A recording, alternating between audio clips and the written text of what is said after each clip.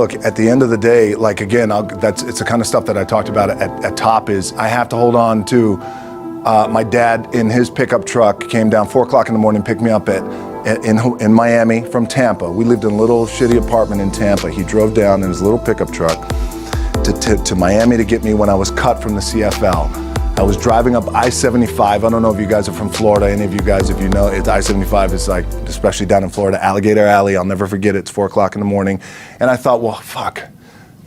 I leave home like you guys left home. I'm ready to tackle the world, get after it, achieve my dreams and goals. Fucking crushed by 22, 23 years old. Now I got to move back in with my mom and dad. I played on great teams, though. Wait a second. This is not supposed to be my future. I'm supposed to be in the NFL right now. I'm supposed to be making a lot of coin and buying my parents shit, buying me shit, taking care of my wife, but it never happened.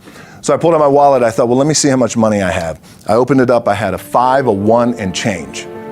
I'm not fucking around. And well, at least I rounded up to $7. But I thought, God, ain't this a bitch? I got $7 in my pocket. Where the fuck do I go now? What do I do? I can't go back to CFL because the point comes where you hear that voice, big run's over. Like, you're done, right? So I heard that voice. So as Coach was saying, man, I hold on to that shit. I'm telling you, my back is up against this motherfucker. We laugh, we joke, we have a good time.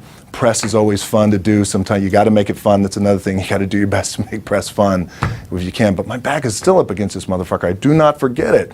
So Coach was saying, like, you're going to go through challenging times as a team. You guys are on the come up. You're on the rise.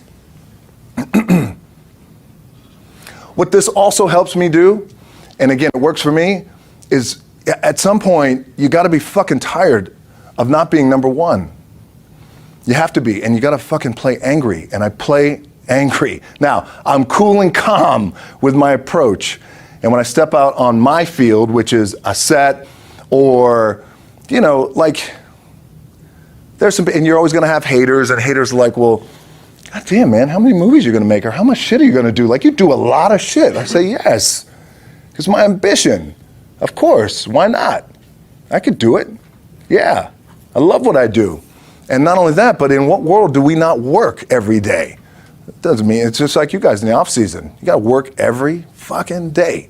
It doesn't end. My back is up against this thing, and I started to play angry, by the way, and I still play angry. My last match, Brock Lesnar, transitioned, and I realized if I had to be great at something, I wanted to be great in this world of Hollywood and movie making and producing and entertainment. I had to commit, and like you guys have to commit. Obviously, you commit to something, commit to the goal. So I quietly retired. 2 years later, I thought, what the fuck did I do with my career? Because my movies were not doing well. I was written off. It was around 2006, 2007. I was like, God damn. I left. I pulled a Jim Brown. I left when I was on top, like number one in the wrestling business, and I left. It was a ballsy, gutsy, some call it stupid move, but I had to commit and I had to follow what was in my gut. And at that time, I'll share this with you guys, and Will Smith is my boy, and I sat down at that time with the agency I was with, and they said, what do you want to accomplish? I said, I want to accomplish the world. I want the world, and I want Will Smith's career, and I said, and I mean this respectfully because I know he's here at this agency with us, I want to do it bigger and better. And they looked at me like I had 3 fucking heads, and they were like, okay.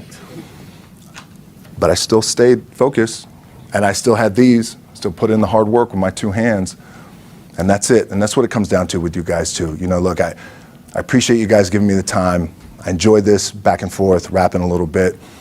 But the one thing I do want to leave you with is, as you guys know, there's nothing you can't accomplish. You're going to go on, you're going to become world champions. The key for me, what I think one of the keys is, remember where you came from, keep that shit in the front of your mind, and when shit goes bad and it goes sideways, a lot of shit does, you're getting booed out of the fucking building, or you're coming through this injury, or people are writing you off, oh, you guys ain't gonna fucking make it, any of that shit. You gotta keep it in here. And it really has to, it should drive you. It should. It works for me. It should drive you. You get all the talent in the world. It's all here. It's all here. Everybody's the next best thing. Everybody's the thing. Everybody's the best. It's all here. But for me, and the one thing I want to share with you guys is, and again, I mean this respectfully, is that